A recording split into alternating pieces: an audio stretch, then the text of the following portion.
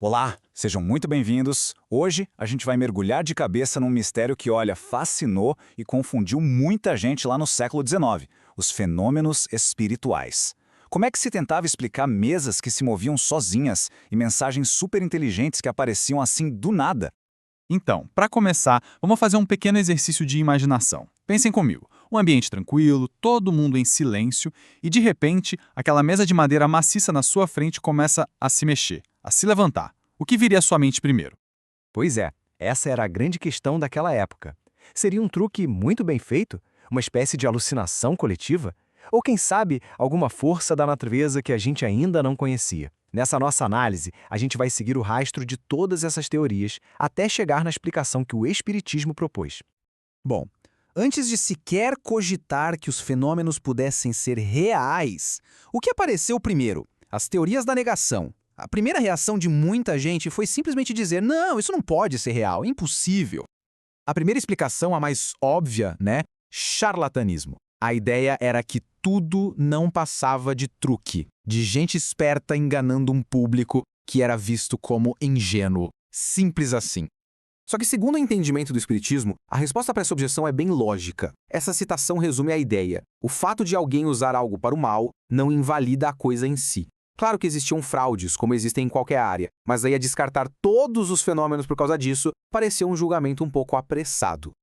Ok, então se não era fraude, a próxima ideia era: será que o problema não estava em quem via? E aí surgiu a teoria da loucura, que sugeria que todo mundo que participava daquilo ou era louco, ou estava em um estado de delírio coletivo. Mas o engraçado, a ironia dessa teoria é que essa tal loucura parecia atacar justamente as pessoas mais instruídas da sociedade. Médicos, advogados, cientistas, escritores, pessoas com um mérito intelectual indiscutível, que de repente eram vistas como desequilibradas. Estranho, né? Daí vem uma variação um pouquinho mais, digamos, científica, a da alucinação. A ideia aqui era que ninguém era louco ou estava sendo enganado, mas que os sentidos de todo mundo estavam pregando uma peça. As pessoas achavam que viam uma mesa levitar, mais ou menos como alguém que vê uma miragem no deserto. O problema é que essa teoria esbarra num limite bem concreto, bem físico. Uma miragem não tem consequências no mundo real, certo? E isso levanta uma questão essencial. Se uma mesa levita, cai no chão e se quebra, os pedaços de madeira espalhados pelo chão também são uma ilusão de ótica? Então, dá para ver que houve uma evolução bem clara no pensamento da época, né? A negação pura de que tudo era falso ou imaginado simplesmente não se sustentou diante das evidências físicas. A partir do momento que os observadores confirmaram que os efeitos eram reais, a pergunta mudou. Não era mais, isso é real, mas sim, tá, então o que está causando isso? E aí a coisa muda de figura. Porque quando os fenômenos começaram a se mostrar inteligentes, tipo respondendo a perguntas combatidas, a busca pela causa subiu de nível.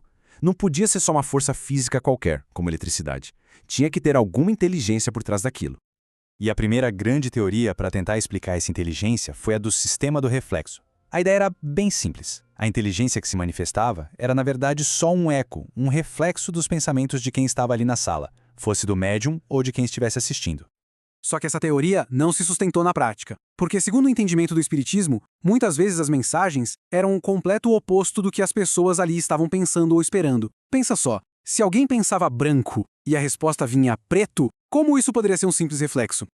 Bom, a partir desse ponto, o debate foi para um outro nível, sabe? Entrou no campo do sobrenatural, mas com visões que eram completamente opostas uma da outra. E aí que surgem duas visões bem extremas, cada uma tentando colocar uma realidade super complexa dentro de uma caixinha só. De um lado, o sistema demoníaco, que afirmava que somente demônios se comunicavam sempre para enganar. Do outro lado, o sistema otimista, que defendia que somente um espírito superior se manifestava. E é aqui que entra uma questão de pura lógica que, conforme o entendimento do Espiritismo, meio que desmonta as duas teorias. Pensa bem, por que um demônio cujo objetivo é o mal ficaria ensinando sobre caridade e perdão? Não faz sentido. E do outro lado, por que o Espírito da Verdade usaria mensagens grosseiras, cheias de erros e vulgaridade, só para nos testar? Ambas as posições parecem se contradizer na sua essência. E tudo isso nos leva finalmente à visão que o Espiritismo propõe, O erro fundamental de todos esses sistemas anteriores, segundo essa visão, foi justamente esse: tirar uma conclusão olhando só para um pedacinho da história, apenas para uma parte do quadro geral. Essa analogia aqui é perfeita, resume tudo. É como tentar descrever uma casa olhando só para uma parede. Um vai dizer que a casa é vermelha, outro, que viu o outro lado, vai dizer que é branca. Só quem deu a volta completa na casa sabe a verdade. Ela é as duas coisas. A observação completa é a chave.